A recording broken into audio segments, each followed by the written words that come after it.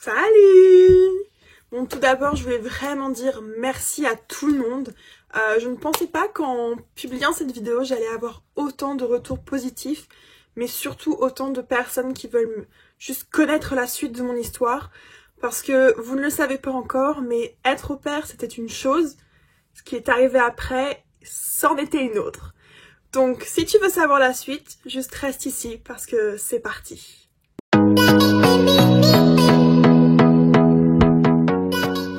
Sur ma précédente vidéo, quand j'ai fini avec mon histoire d'au pair, j'étais donc partie chez cette personne nommée Ségolène qui vivait dans le nord de Londres.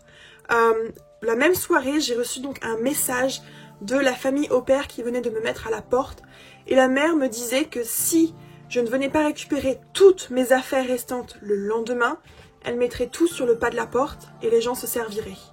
Évidemment, j'ai été en panique une fois encore parce que je ne savais pas comment j'allais pouvoir tout gérer.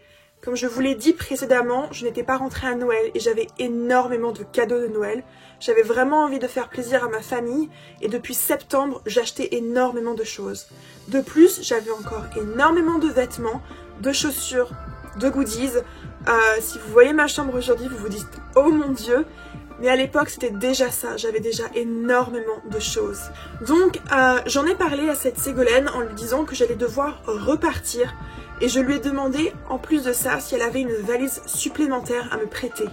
Elle était tellement outrée de la façon dont j'avais été mise dehors qu'elle m'a dit « Ne t'inquiète pas, étant donné que je ne travaille pas, demain je viens avec toi et je vais m'occuper de tes affaires, je vais t'aider à tout organiser. » C'est ce qui s'est donc passé le lendemain matin. J'ai enfin pu dormir, évidemment, vous vous en doutez, c'était pas une nuit géniale. Et on est donc parti 1 heure de métro pour aller à Brixton. Elle avait un sac, j'avais une valise, elle avait une deuxième valise et on a tout récupéré.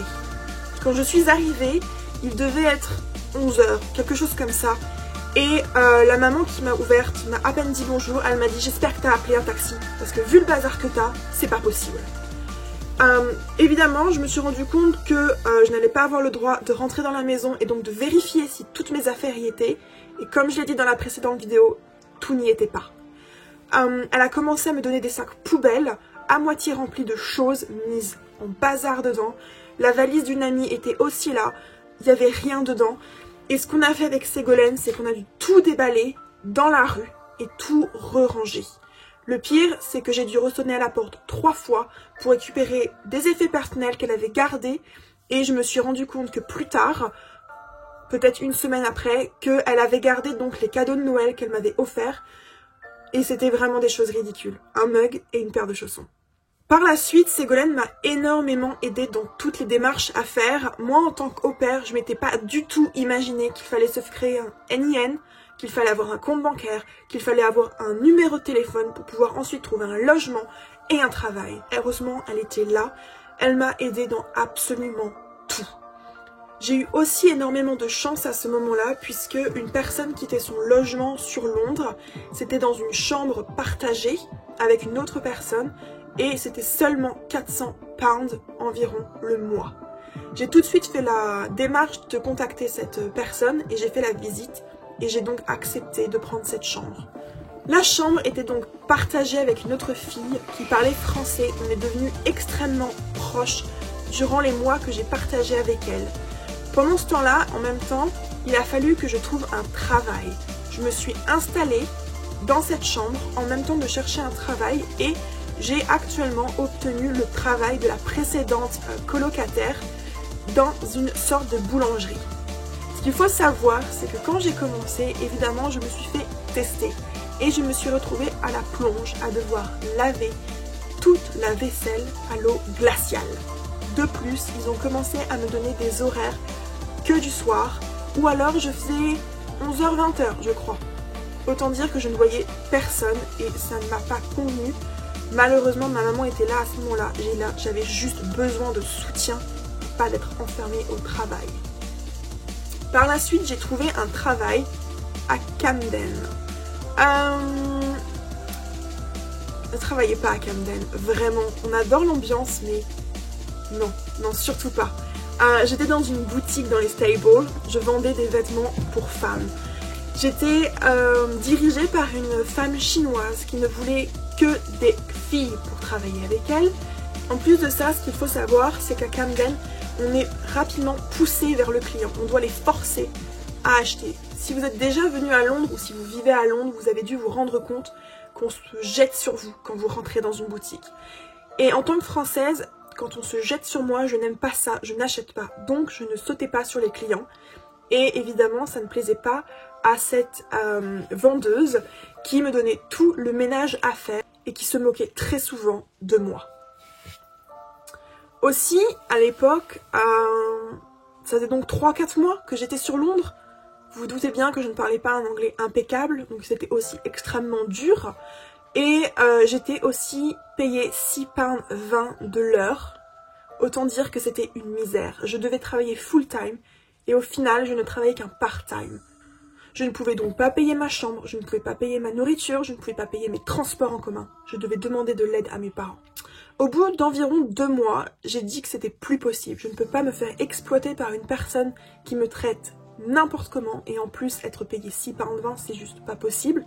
J'ai donc dit un soir, au moment où elle me payait en cash, puisqu'en plus de ça je n'étais pas réglementaire, je reviens pas. Je lui ai dit clairement, non, je ne reviendrai pas lundi. J'ai besoin d'avoir un emploi du temps. Je peux pas savoir le jour pour le lendemain à quelle heure je vais commencer à travailler. Le 3e emploi, je l'ai eu dans une boutique de luxe pour enfants que vous trouvez à Westfield. Tout de suite, j'ai été très bien accueillie et j'ai vraiment adoré mon boulot. Ce que j'ai appris plus tard par l'une de mes collègues, c'est que lorsqu'ils m'ont prise, c'était pour boucher un trou. Ils ne se comptaient pas me garder. J'ai signé un CDI, je devais donc rester là pour un temps indéterminé. Et en fait, ces personnes-là comptaient me garder 1 ou 2 mois, puis me virer. Les choses ont commencé à se dégrader dans ce travail, à savoir que toutes les personnes de mon entourage travaillant avec moi ont démissionné l'une après l'autre. Il y en avait environ 2 par semaine qui démissionnaient.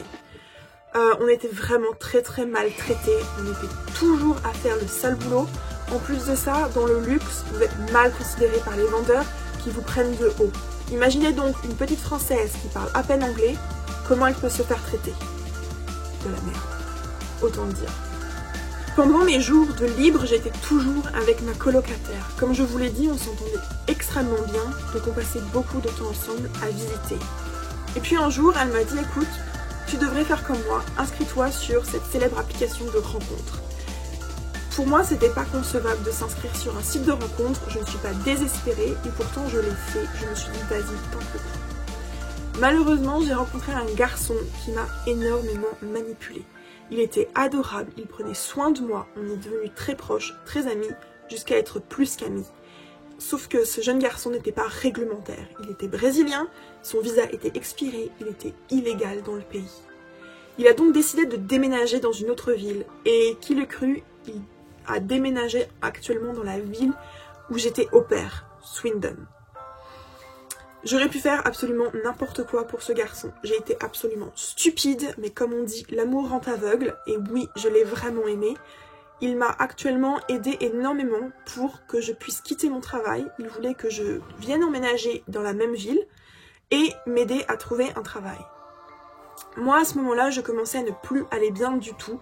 Au travail, ça n'allait pas. Je n'avais aucune vie sociale puisque je travaillais tous les week-ends et je ne voyais que ma colocataire. J'avais peut-être 2 ou 3 amis, mais ça s'arrêtait là.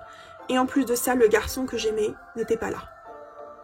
Au mois d'août, j'ai donc donné ma démission après avoir trouvé un travail dans la ville de Swindon. Je faisais du porte-à-porte pour la charité.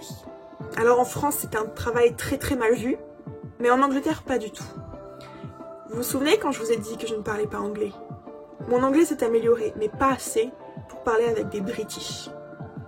Quand j'ai déménagé après avoir trouvé une chambre qui était actuellement dans la même colocation que ce jeune garçon, j'ai donc commencé ce travail dans cette association et j'ai donc dû apprendre le speech que tu dis à la porte.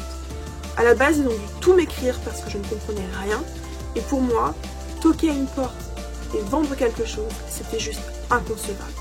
Pourtant, l'équipe était incroyable et j'avais absolument envie de rester là. J'ai donc fait ce travail pendant 1 an et vous imaginez bien qu'avec ce garçon, ça n'a pas fonctionné. Donc au bout de 3 mois, quand je suis venue vivre avec lui, j'ai eu le droit à on n'est pas ensemble, tu n'es juste qu'une sœur pour moi. Comment dire que tout est tombé, parce que je savais très bien que si je faisais l'effort de venir pour quelqu'un, j'allais me retrouver dans cette situation. Les choses ont fait que mon travail me prenait tout mon temps.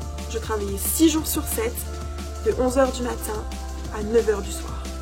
J'étais morte de fatigue et le dimanche, je restais enfermée à dormir ou à regarder des films.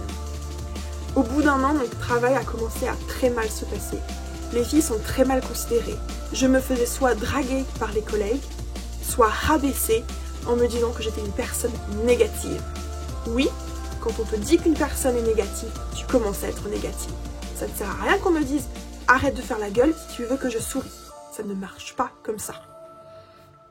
Après un an, j'ai été faire le même travail dans une autre association qui est dans une autre ville.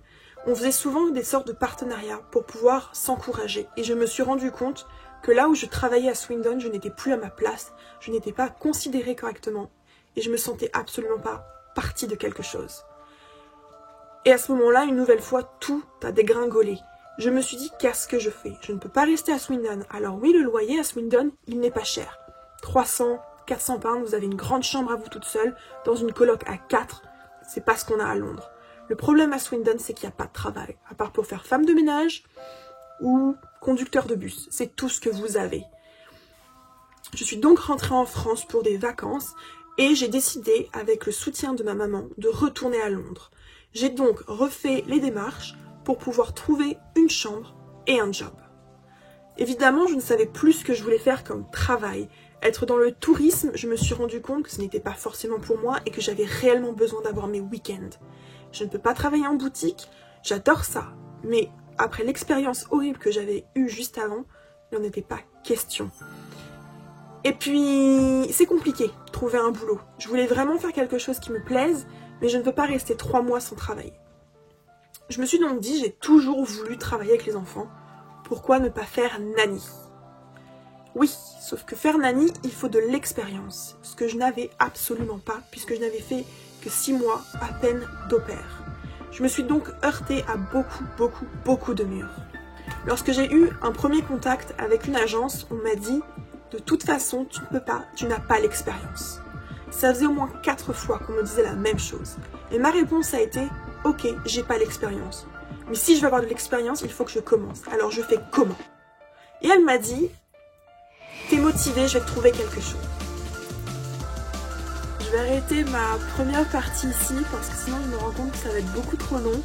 Mais sachez que j'ai filmé une deuxième partie sur du coup mon expérience en tant que nanny. Parce que il y a eu aussi beaucoup de choses qui se sont passées. C'est très dur de trouver une famille honnête et c'est malheureusement ce qui s'est passé pour moi. Donc si jamais tu veux savoir la suite de mon aventure, n'hésite pas à rester ici parce que je vais bientôt la poster. Donc abonne-toi et dis-moi ce que tu en as pensé. Bye!